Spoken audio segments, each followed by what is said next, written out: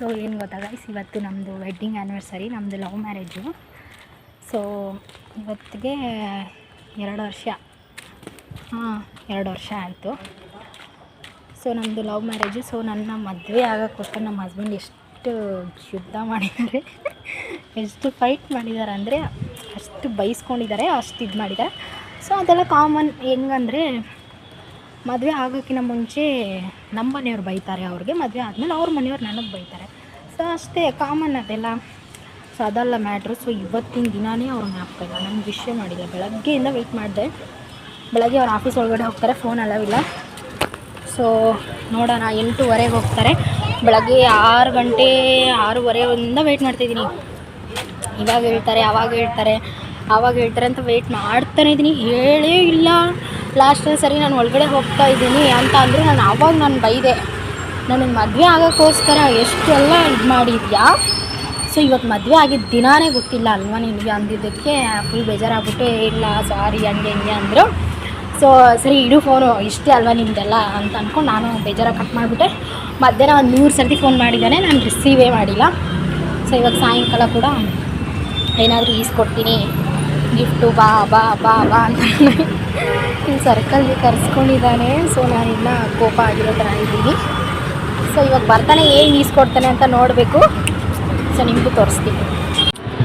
So ಆವಾಗಿಂದ wait ಮಾಡ್ತಿದ್ದೀನಿ, ಇಲ್ಲೇ ಕುತ್ಕೊಂಡು ಬರ್ತಾನೇ ಇಲ್ಲ.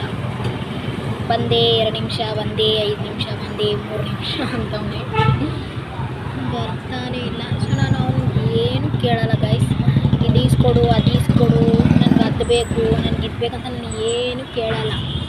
ಸೊ ನನ್ನ ಹತ್ರ ಕಾಸಿರುತ್ತೆ. ಸೊ ನನಗೇನು ಬೇಕೋ ನಾನು ತೊಗೊತೀನಿ, ನನಗೇನು ಖುಷಿನೋ ನಾನು ಇದು ಮಾಡ್ಕೊತೀನಿ.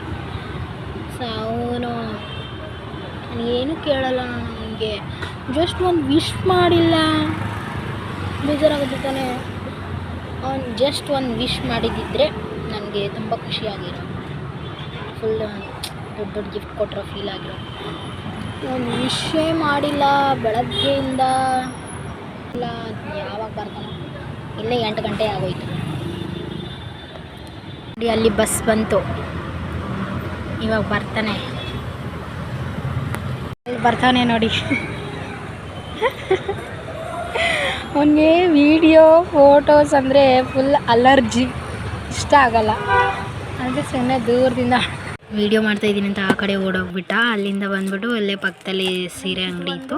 ನಾನು ಯಾವಾಗ ಒಂದು ಟೈಮ್ ಕೇಳಿದ್ದೆ ಅವನಿಗೆ, ನಮ್ಮ ಆ್ಯನಿವರ್ಸರಿಗೆ ನನಗೆ ಸೀರೆ ಇಸ್ಕೊಡು ಸರಿನಾ ಅಂತ. ಅದಕ್ಕೆ ಅವನು ಸರಿ ಅಂತ ಹೇಳಿದ. ಅದನ್ನು ಜ್ಞಾಪಿಸ್ಕೊಂಡು ಪದೇ ಕೇಳ್ತಿದ್ದೆ, ಏನು ಬೇಕು ಅಂತ. ನಾನು ಬೈದ್ಬಿಟ್ಟೆ. ಯಾವಾಗಾದರೂ ನಾನು ಹೇಳಿದಾಗ ನೆನಪಿಟ್ಕೊಂಡು ಕೊಡಿಸ್ಬೇಕು, ಪದೇ ಹೇಳೋಕ್ಕಾಗಲ್ಲ ನಮಗೆ ಅಂತ ಅಂದಿದ್ದೆ. ಅದಕ್ಕೆ ಅವ್ನು ಜ್ಞಾಪಿಸ್ಕೊಂಡು ಸೀರೆ ಅಂಗಡಿ ಕರ್ಕೊಂಡು ಹೋಗಿದ್ದ. ಸೊ ಅಲ್ಲಿ ಚೆನ್ನಾಗಿರಲಿಲ್ಲ ಅಂತ ನೆಕ್ಸ್ಟ್ ಇಲ್ಲಿ ಬಂದ್ವಿ. ಸೊ ಇಲ್ಲಿ ನೋಡಿದ್ರೆ ಇಷ್ಟು ಕಲೆಕ್ಷನ್ಸ್ ಇತ್ತು. ಇದು 2 ಚೆನ್ನಾಗಿದೆ. ಸೊ ನಾನು ನಮ್ಮ ಹಸ್ಬೆಂಡ್ ಹುಡುಕಿ ಸಾಕಾಯಿತು. ಸೊ ಫೈನಲಾಗಿ ನಮ್ಮ ಅಕ್ಕನ ಕರೆಸ್ದೆ ಫೋನ್ ಮಾಡಿ. ಅವಳು ಬಂದಿದ್ದಕ್ಕೆ ಇದು 2ರಲ್ಲಿ ಒಂದು ಚಾಯ್ಸ್ ಮಾಡು ಅಂದ್ಲು. ಸೊ ಆಮೇಲೆ ನಮ್ಮ ಹಸ್ಬೆಂಡ್ಗೂ ತೋರಿಸಿದೆ, ನಂಗೆ ಗೊತ್ತಾಗಲ್ಲ ಅಂತಿದ್ರು. ಫೈನಲಾಗಿ ದೊಡ್ಡ ಬಾರ್ಡರ್ ಇರೋದು, ಸ್ವಲ್ಪ ಚಾಕ್ಲೇಟ್ ಕಲರ್ ಆ್ಯಂಡ್ ಪರ್ಪಲ್ ಸೈಡಲ್ಲಿ ಬರುತ್ತೆ. ಸೊ ಅದನ್ನು ತಗೊಂಡು ಸೊ ಫುಲ್ ಖುಷಿಯಾಗಿ ನಾನು ನನ್ನ ಮಗಳು ಡ್ಯಾನ್ಸ್ ಮಾಡ್ಕೊಂಡು ಹೋದ್ವಿ. ನಮ್ಮ ಹಸ್ಬೆಂಡ್ ಬರ್ತೀನಿ ಅಂತ ಹೋದರು. ಸೊ ಅವರು ಕೇಕ್ ತೊಗೊಂಬರಕ್ಕಂತ ಹೋದರು. ಸೊ ನಾನು ಮನೆಗೆ ಬಂದುಬಿಟ್ಟು ಎಲ್ಲ ಓಪನ್ ಮಾಡಿಬಿಟ್ಟು ನೋಡ್ತಾಯಿದ್ದೆ. ಸೊ ನಾನು ಯಾವಾಗೂ ಸೀರೆ ತೊಗೊಂಡ್ರೆ ಮನೆಗೆ ಬಂದುಬಿಟ್ಟು ಓಪನ್ ಮಾಡಿ ನೋಡ್ತೀವಿ. ಸೊ ನೋಡಿ ಯಾವ ಕಲರ್ ಇದೆ, ಸಖತ್ತಾಗಿದೆ ಅಲ್ಲ. ಸೊ ಇದು ಸ್ವಲ್ಪ ಟ್ರೆಂಡಿಂಗ್ ಇದರಲ್ಲಿತ್ತು. ಸೊ ನನಗೆ ಇಷ್ಟ ಆಯಿತು, ಹಾಗಾಗಿ ಇದನ್ನು ತೊಗೊಂಡೆ. ಅವ್ರಿಗೆ ತೋರಿಸಿದ್ರೆ ನಿನ್ಗೆ ಯಾವ್ದು ಇಷ್ಟನೋ ಅದನ್ನೇ ತಗೋ ಅಂತ ಇದ್ದರು. ಹಾಗಾಗಿ ನಾನು ನಮ್ಮ ಅಕ್ಕ ಇದನ್ನು ಸೆಲೆಕ್ಟ್ ಮಾಡಿದ್ವಿ. ಸೊ ನನಗೆ ಇದು ತುಂಬ ಸ್ಪೆಷಲ್ ಅಂತ ಅನಿಸುತ್ತೆ. ಸೊ ಏನಕ್ಕಂದರೆ ಅವ್ರು ಯಾವತ್ತೂ ನನಗೆ ಈಸ್ಕೊಟ್ಟೇ ಇಲ್ಲ, ಸೀರೆ ಈಸ್ಕೊಟ್ಟಿಲ್ಲ, ಡ್ರೆಸ್ ಈಸ್ಕೊಟ್ಟಿಲ್ಲ. ಯಾವಾಗೂ ನಾನೇ ತೊಗೊತಾ ಇರ್ತೀನಿ. ಹಾಗಾಗಿ ಇದು ತುಂಬ ಸ್ಪೆಷಲ್. ಸೊ ಕೇಕ್ ತೊಗೊಂಬಂದರು. ಸೊ ಕೇಕ್ ಕಟ್ ಮಾಡೋವಾಗ ನಾನು ನೀನು ಮ್ಯಾಚಿಂಗ್ ಡ್ರೆಸ್ ಹಾಕ್ಕೊಳ್ಳೋಣ ಅಂತ ಅಂದೆ. ಸೀರೆ ಇಸ್ಕೊಟ್ಟಿಲ್ವ, ಸೀರೆ ಹಾಕೋ ಅಂತ ಅಂದರು. ಅದಕ್ಕೆ ಯಾವುದೋ ಒಂದು ಬ್ಲೌಸ್ ಮ್ಯಾಚ್ ಮಾಡೋಣ ಅಂತ ವೈಟ್ ಆ್ಯಂಡ್ ಗೋಲ್ಡ್ ಇರೋದನ್ನು ಮ್ಯಾಚ್ ಮಾಡಿ ಹಾಕ್ಕೊಂಡೆ. ಸೊ ಈ ಸೀರೆದು ಬ್ಲೌಸ್ ಕೂಡ ಸಕ್ಕತ್ತಾಗಿ ಸ್ಟಿಚ್ ಮಾಡಿಸ್ಬೇಕು ಅಂತ ಅಂದ್ಕೊಂಡಿದ್ದೀನಿ. ಸೊ ಸ್ಪೆಷಲಾಗಿ ನಮ್ಮ ಹಸ್ಬೆಂಡ್ ಇಸ್ಕೊಟ್ಟಿದ್ದಾರಲ್ಲ, ಹಾಗಾಗಿ ಫಸ್ಟ್ ಟೈಮು. ಸೊ ಸಖತ್ತಾಗಿ ವರ್ಕೆಲ್ಲ ಮಾಡ್ತೀನಿ ನಾನೇ ಮನೇಲಿ.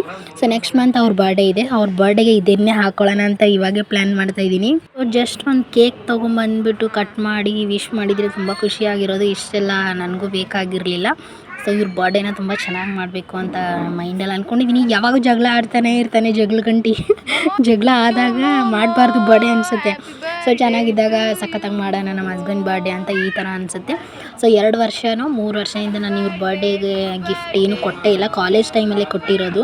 ಏನಕ್ಕಂದರೆ ನಾನು ಪ್ರೆಗ್ನೆಂಟ್ ಟೈಮಲ್ಲಿ, ಡೆಲಿವರಿ ಆಗಿರೋ ಟೈಮಲ್ಲಿ ನಾನು ಎಲ್ಲೂ ಕೆಲ್ಸಕ್ಕೆ ಹೋಗಿಲ್ಲ, ಏನು ನನ್ನ ಹತ್ರ ದುಡ್ಡು ಇರ್ತಿರ್ಲಿಲ್ಲ.